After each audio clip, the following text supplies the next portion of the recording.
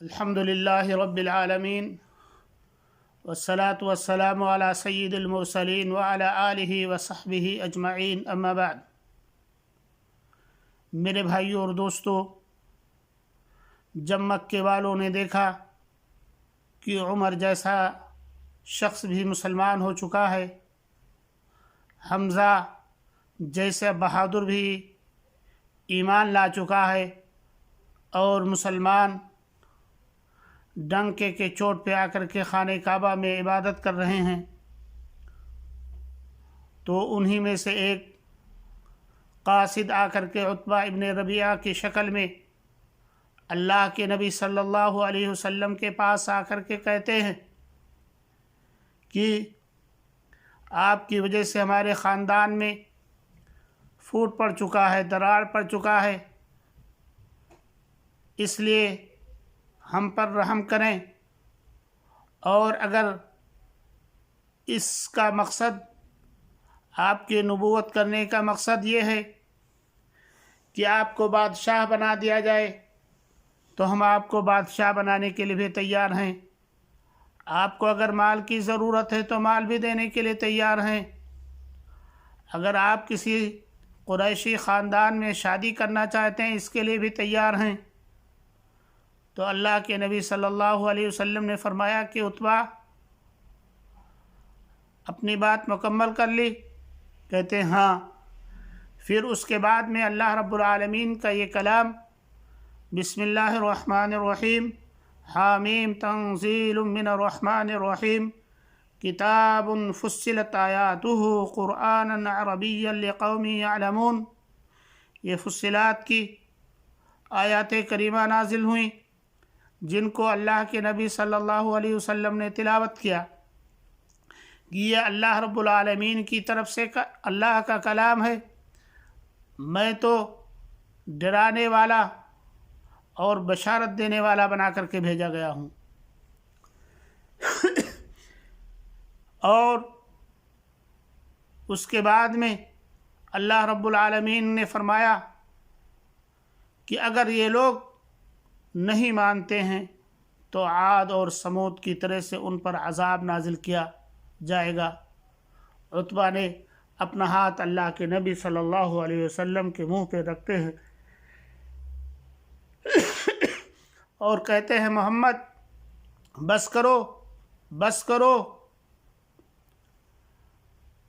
और उसके बाद अब मस्जिद हराम के अंदर मजमा बैठा होता है, उनके पास जाकर के कहते हैं, मैंने बहुत सारे कलाम सुने हैं, शेर व शायरी भी आती है, सहर व कहानत भी जाने हैं, देखे हैं, लेकिन मोहम्मद न साहिर हैं, न काहिन हैं, न जादूगर हैं, न मजनू हैं, न दीवाने हैं, न पागल हैं, बल्कि ये तो लगता है कि अल्लाह का कलाम है।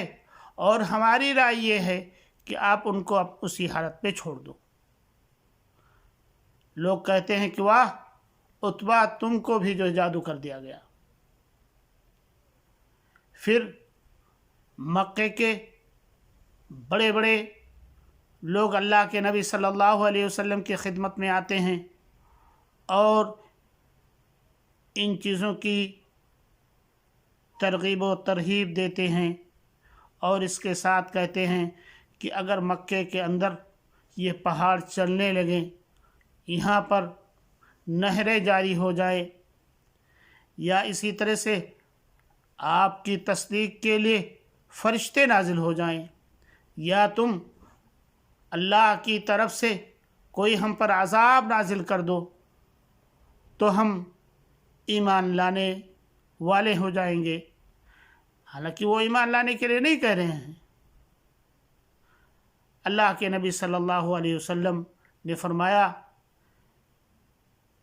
कि अल्लाह रब्बुल आलमीन चाहेगा तो अज़ाब देगा, ये हमारे ऊपर नहीं है। मुझको अल्लाह रब्बुल आलमीन ने डराने वाला और बिशारत देने वाला बना करके भेजा है। इसी तरह से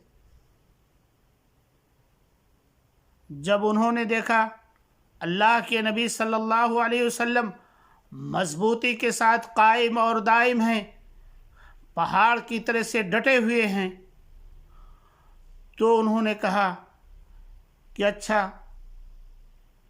ہم آپ کے اللہ کی عبادت کریں اور آپ ہمارے معبودوں کی عبادت کریں۔ دوسری روایت کے اندر آتا ہے کہ سال بھر ہم آپ کے اللہ کی عبادت کریں اور دوسرے سال آپ ہمارے معبودوں کی عبادت کریں۔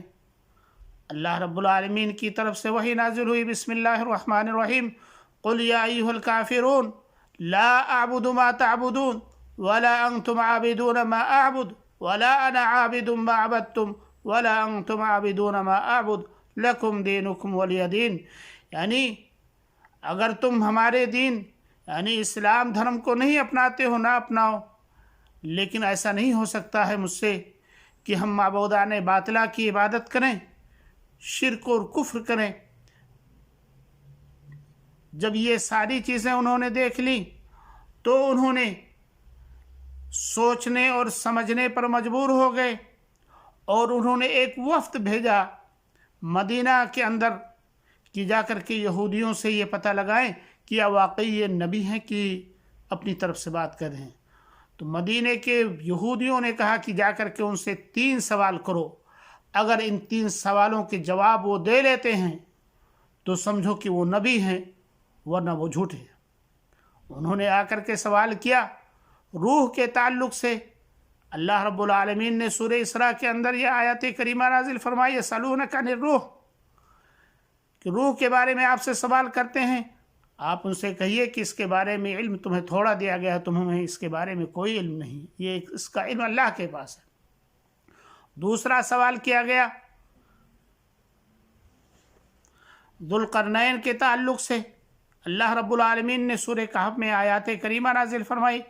تیسرا سوال کیا گیا اصحاب کہف کے بارے میں، ان نوجوانوں کے بارے میں، تو اللہ رب العالمین نے ان کا ذکر کیا سورہ کہف کے اندر، لیکن اس کے باوجود بھی وہ لوگ ایمان نہیں لائے، اس لیے کہ وہ ایمان لانے والے نہیں تھے، بلکہ وہ ہٹ دھرم تھے، اس لیے کہ وہ سمجھتے تھے کہ ہماری چودڑاہٹ ختم ہو جائے گی۔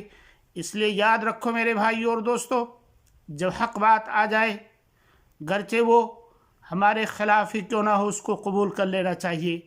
اسی میں لوگوں کی بھلائی ہے، اسی میں لوگوں کے لیے نجات ہے، اور یہ دین اور شریعت ہمیں یہ درس دیتی ہے کہ اگر حق بات کہیں پر بھی آ جائے تو ہمیں اس کو قبول کرنا چاہیے۔ اللہ رب العالمین سے دعا ہے کہ اللہ رب العالمین ہمیں نبی صلی اللہ علیہ وسلم کے بتائے ہوئے طریقے پر آپ کی سیرت کو پڑھنے، آپ کی سیرت کو سمجھنے اور اس پر عمل کرنے کی اللہ رب العالمین توفیق عطا فرما۔ آمین۔ وآخر دعوانا الحمدللہ۔